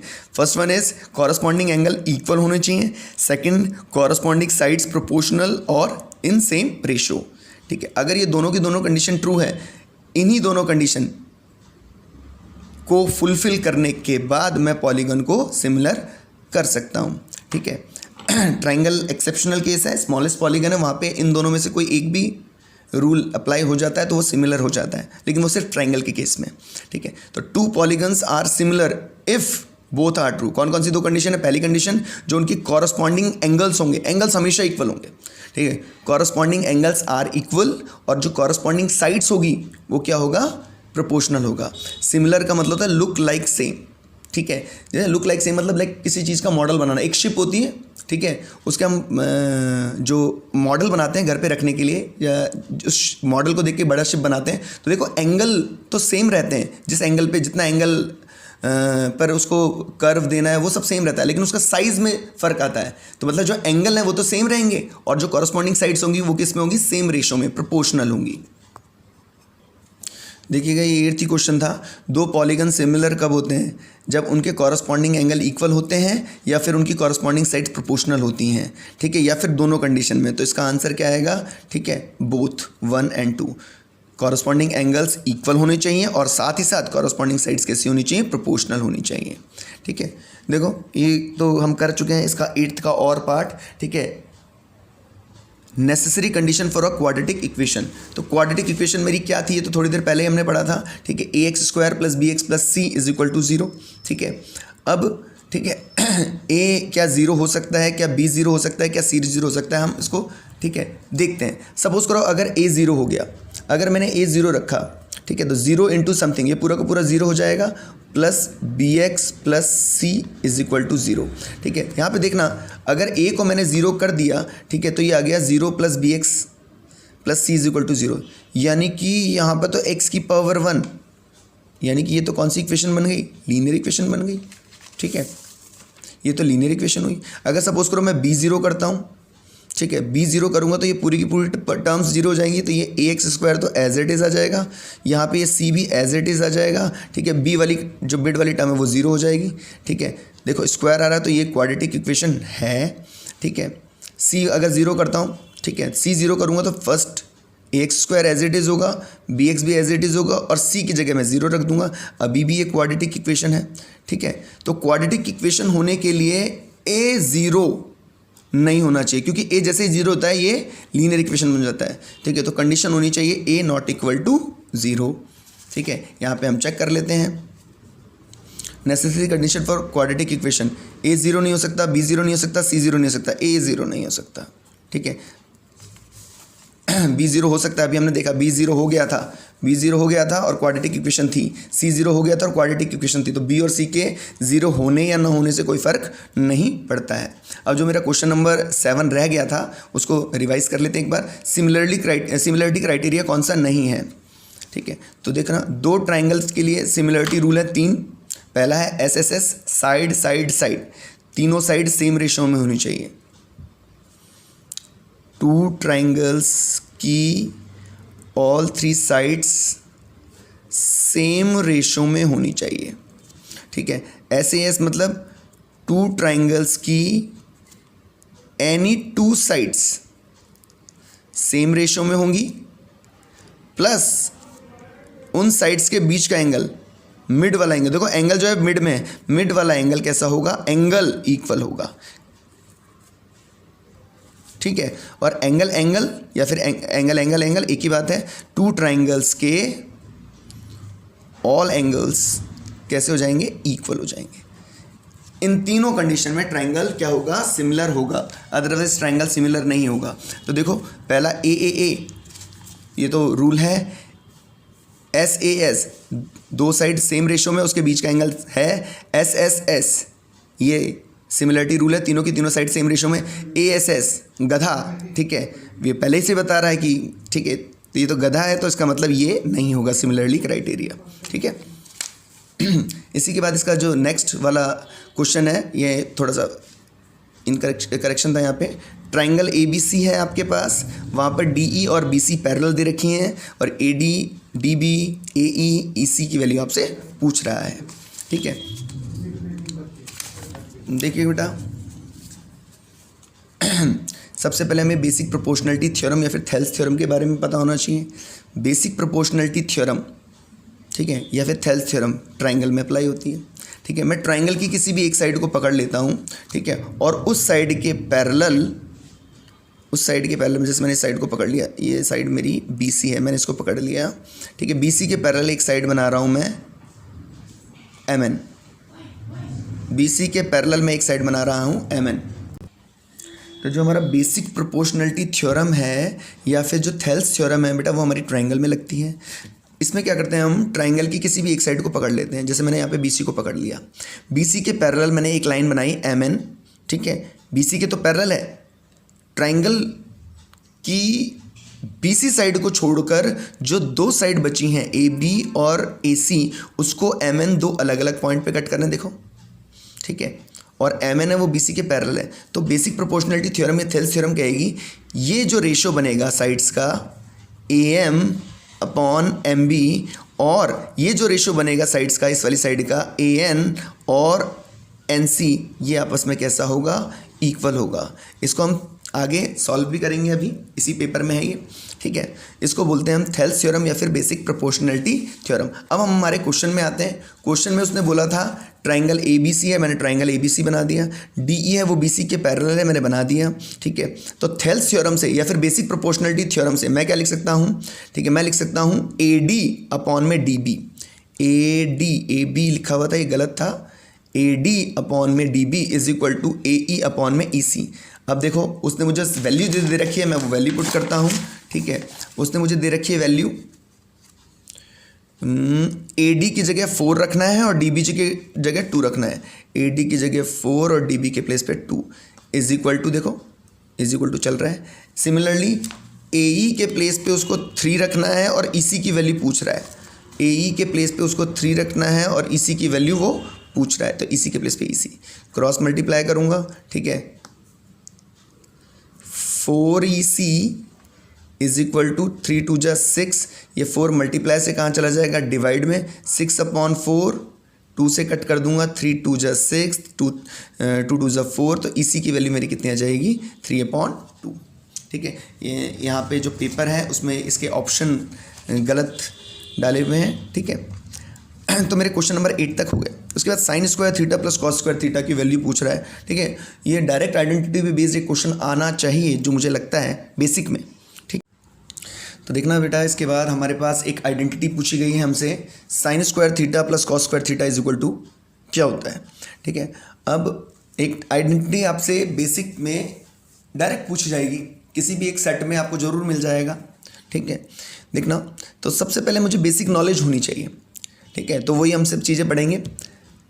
पहले जो ट्रिग्नोमेट्रिकल रेशियो होते हैं 6 के 6, वो मुझे सीक्वेंस से लर्न होने चाहिए। सीक्वेंस से लर्न होने के बाद मैं बहुत सारे फॉर्मूले अपने आप बना लूँगा।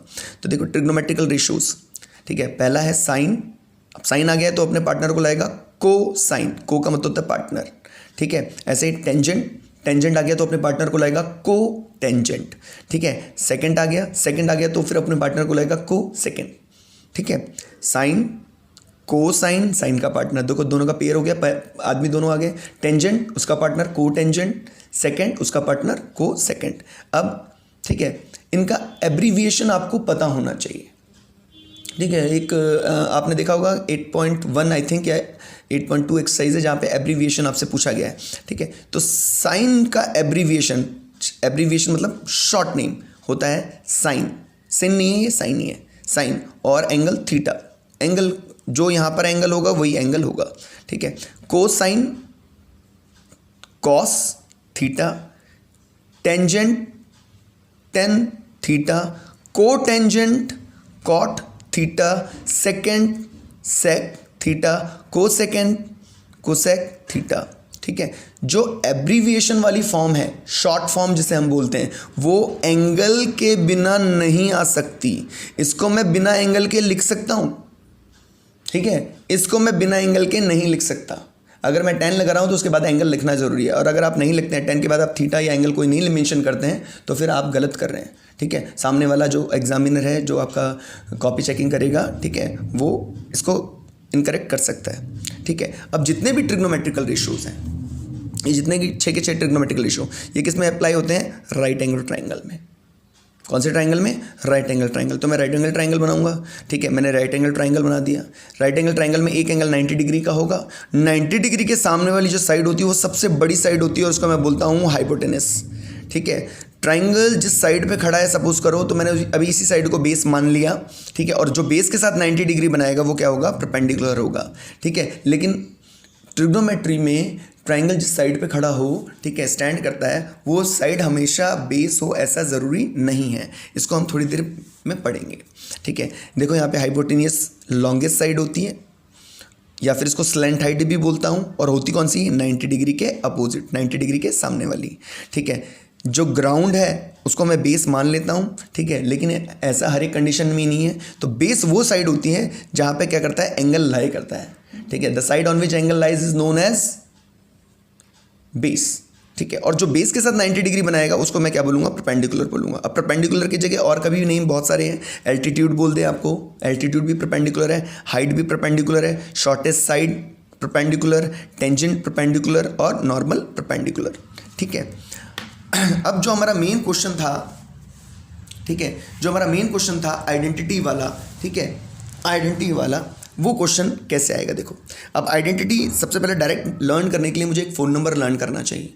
ठीक है, 125364 फ़ोन नंबर क्या है, 125364। अगर ये मेरे को फ़ोन नंबर लर्न है और ये 2-3 चीज़ें लर्न है तो मेरी आइडेंटिटी लर्न होगी। सबसे पहली बात तो इसमें क्या होगा, फ़ोन नंबर में पेयरिंग होगी, पेयरिंग 1-2 जोड़ा बनेगा 53 का और 64 का। ठीक है। जितने भी ट्रिग्नोमेट्रिकल रेशियोज़ लिखूंगा, जितने भी टीआरस लिखूंगा, उस सब पे क्या लगाऊंगा, मैं स्क्वायर लगाऊंगा। ठीक है। और ठीक है, इज इक्वल टू में हमेशा क्या लिखूंगा, 1 लिखूंगा। ठीक है।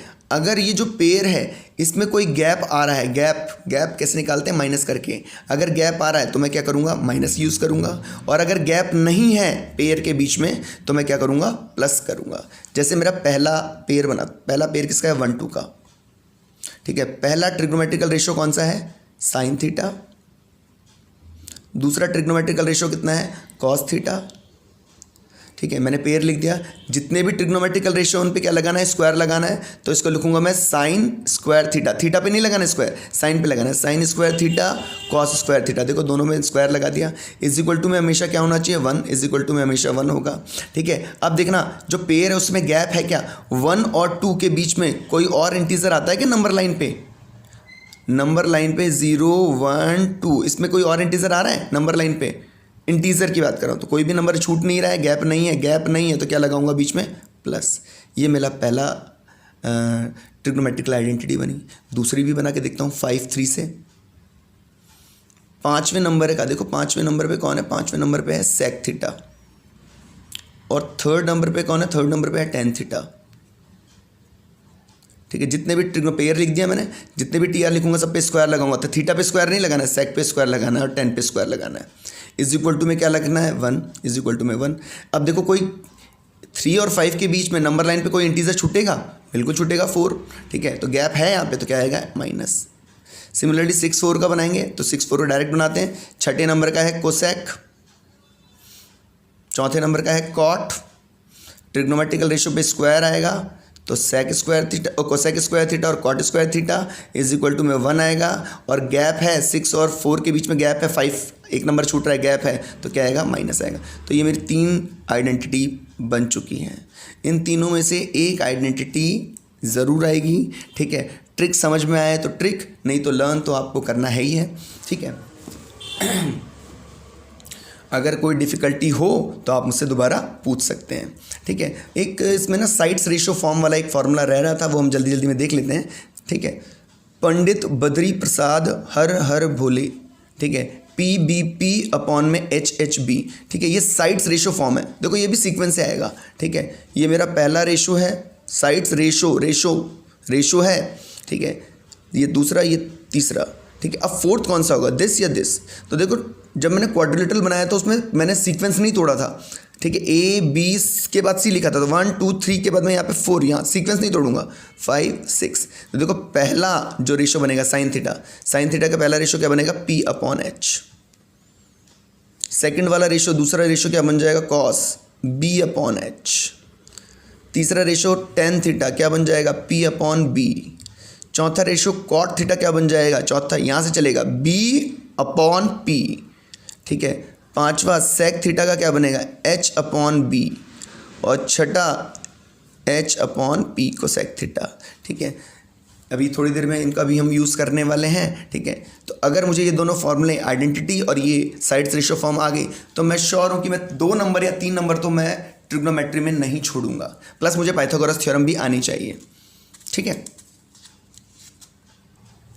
इसके बाद वाला क्वेश्चन है बेटा कि value of cos theta decreases when theta decreases, increases when theta increases. मतलब ये बोलना चाहता है कि कॉस थीटा की जो वैल्यू है वो इंक्रीज होती है या डिक्रीज होती है थीटा के साथ में। तो इसके लिए आपको टेबल पता होनी चाहिए। ठीक है। तो देखो ये तो अभी बुक की टेबल का मैं यूज़ कर रहा हूँ, लेकिन मैं, ठीक है, आपको टेबल बनाने के लिए, ठीक है, मैंने पहले भी बताया लेकिन दोबारा मैं बता दूंगा, है ना। तो देखिएगा कॉस थीटा ये रहा, देखना सबसे पहले थीटा देखना, theta 0 degree, 30 degree, 45 degree, 60 degree, 90 degree. Theta देखो इंक्रीज हो रहा है टाइम बाय टाइम, ठीक है। कॉस की वैल्यू इंक्रीज हो रही डिक्रीज हो रही, तो मैं उन वैल्यूज़ को जानता हूँ जिनको मैं जानता हूँ, ठीक है, उनको देखूंगा, बाकी को नहीं देखूँगा। ये रूट वाली वैल्यू को समझ में नहीं आता मुझे, 1/√2 मुझे समझ नहीं आता इसकी एग्जैक्ट वैल्यू क्या है। मुझे 1 और ये 1/2 समझ में आ रहा है, नहीं तो 0 समझ लो, 1 और 0 समझ में आ रहा है। देखना 1 बड़ी क्वांटिटी है और 0 कैसी क्वांटिटी है, छोटी क्वांटिटी है, ठीक है। तो जो वैल्यू है वो पहले बड़ी थी और बाद में छोटी हो रही है। वैल्यू डिक्रीज हो रही है कब, जब थीटा क्या हो रहा है, इंक्रीज हो रहा है, ठीक है।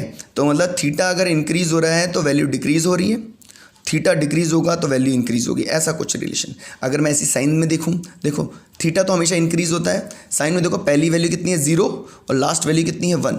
देखो वैल्यू साइन की जो ये वैल्यूज़ हैं, साइन की वैल्यू है वो इंक्रीज होगी कब, जब थीटा इंक्रीज होगा। ऐसे 10 में देखूँ ये 0 है और ये 1 है, देखो 0 और 1 ये क्या हो रहा है, इंक्रीज हो रहा है कब, जब थीटा इंक्रीज हो रहा है, ठीक है।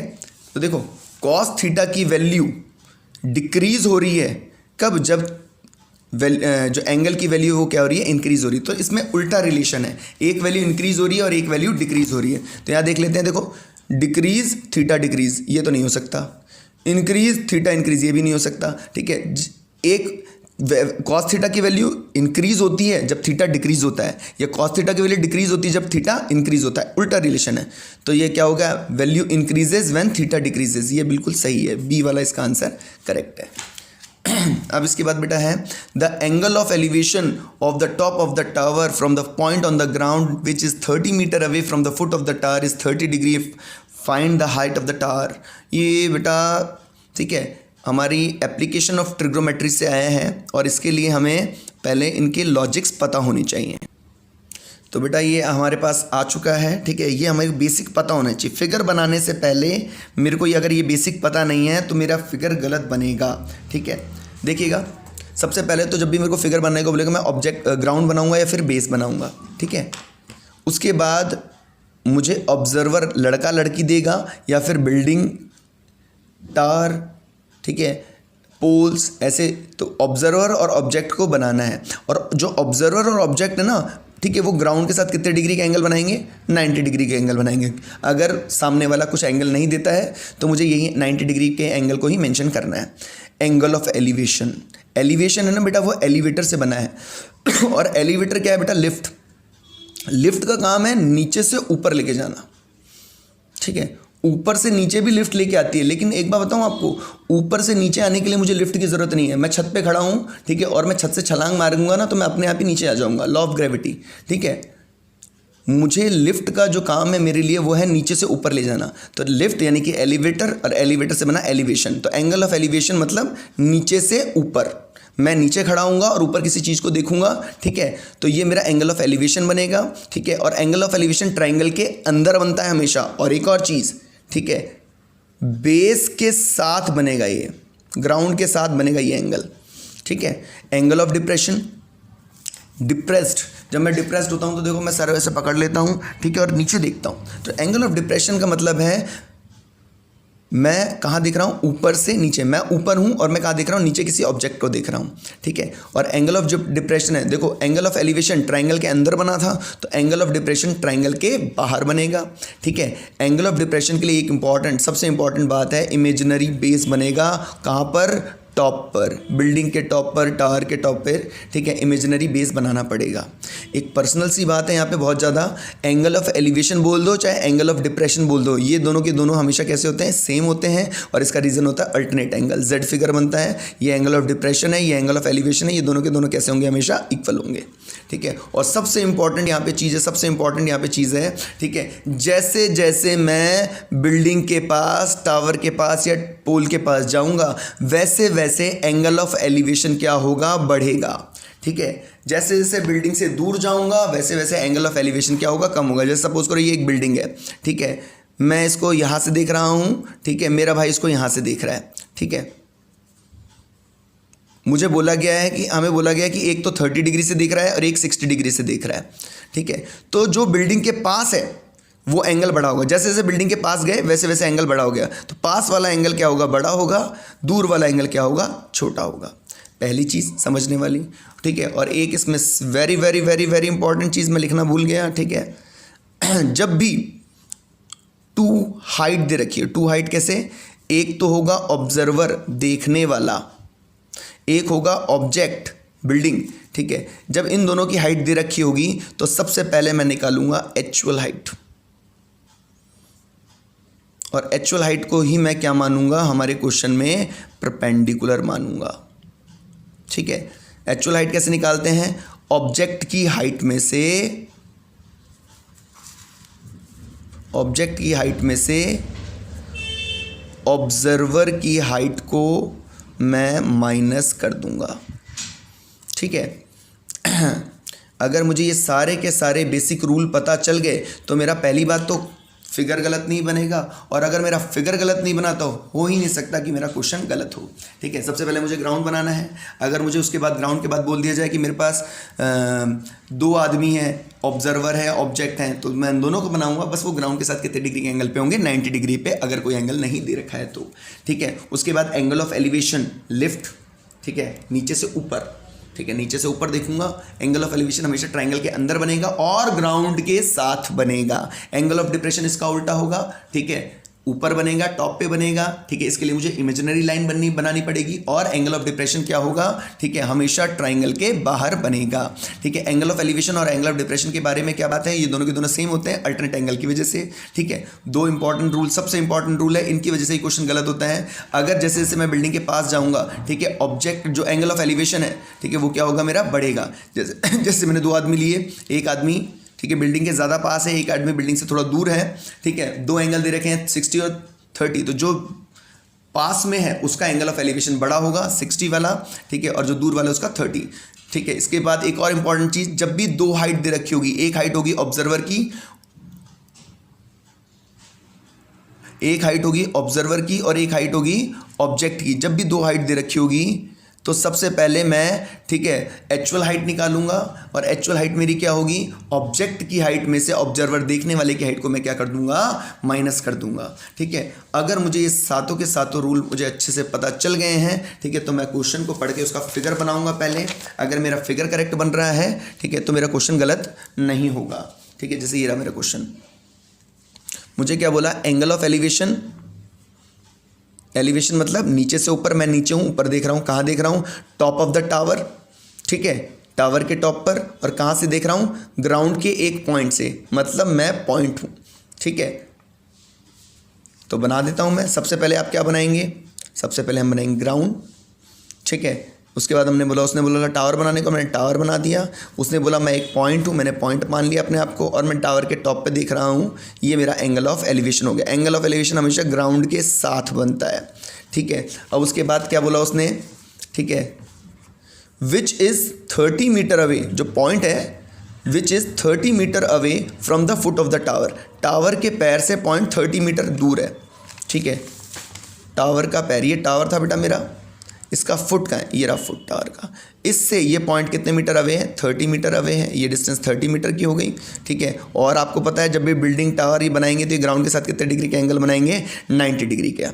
और उसने बोला है एंगल जो एलिवेशन है, एंगल जो एलिवेशन है कितना है, वो 30 डिग्री है, और आपको क्या निकालनी है, टावर की हाइट निकालनी है। एंगल ऑफ एलिवेशन ये वाला 30 डिग्री है, मुझे हाइट ऑफ द टावर निकालनी है। बहुत ईजी क्वेश्चन है ये मेरा। ABC, मैं ट्राइंगल ABC लूँगा, एंगल यहाँ पे बन रहा है, ठीक है। तो ये मेरा क्या, देखो 90 डिग्री के सामने वाली ये साइड तो मेरी हाइपोटेनस होगी अलग। अब इस पॉइंट इस साइड पे एंगल बन रहा है, तो ये मेरा क्या हो जाएगा, बेस, और बेस के साथ जो 90 डिग्री बनाई ये मेरा क्या हो जाएगा, परपेंडिकुलर, ठीक है। तो मैं P और B, P/B, परपेंडिकुलर फाइंड करना है, बेस दे रखा है, ठीक है। P/B का यूज़ करूँगा, P/B, ठीक है। अभी थोड़ी देर पहले अपन ने पढ़ा था जो साइड्स रेशियो फॉर्म थी, ठीक है, P/B, देखना P/B ये तीसरे फॉर्मूले में आ रहा है, और तीसरे नंबर का क्या है, tan थीटा। तो P/B मेरा क्या था, tan थीटा था, ठीक है। P की जगह तो मैं परपेंडिकुलर रखूँगा, बेस की जगह मैं 30 रखूँगा, tan के प्लेस पे मैं 10 रखूँगा, और थीटा की जगह उसने मेरे को बोला है 30, तो मैं 30 लिख दूँगा, ठीक है। दोबारा से देखते हैं, P की जगह मैंने P लिखा है, अपॉन में 30 के प्लेस पे मैंने 30 रखा है, इज इक्वल टू 1030 की वैल्यू, ठीक है। टेबल से मुझे 1030 की वैल्यू देखनी है, तो 1030 की वैल्यू मेरी कितनी आई, 1/√3। तो 1030 के प्लेस पे मैं रख दूंगा 1/√3। 1030 के प्लेस पे मैंने 1/√3 रखा, क्रॉस मल्टीप्लाई करूंगा, ठीक है। √3 को पी से किया तो √3p, 30 1 जा 30, ये 3 मल्टीप्लाई से कहाँ चला जाएगा, डिवाइड में, 30 अपॉन में √3, ठीक है। अब डिनोमिनेटर में कभी भी रूट का नंबर नहीं आता तो मैं इसको क्या करूँगा, रेशनलाइज, सेम √3 से ही मल्टीप्लाई कर दूंगा, ठीक है। 30 को √3 से करेंगे तो 30√3, √3 को √3 से करेंगे तो 3 की टेबल में 30 10 टाइम्स, आंसर आ जाएगा आपका 10√3 इन मीटर्स, 10√3 इन मीटर्स, ठीक है। ये थोड़ा सा नेक्स्ट पेज पे चला गया मेरा, इसको यहाँ से इरेज करते हैं, ऊपर लिख देते हैं 10√3 इन मीटर्स, ठीक है।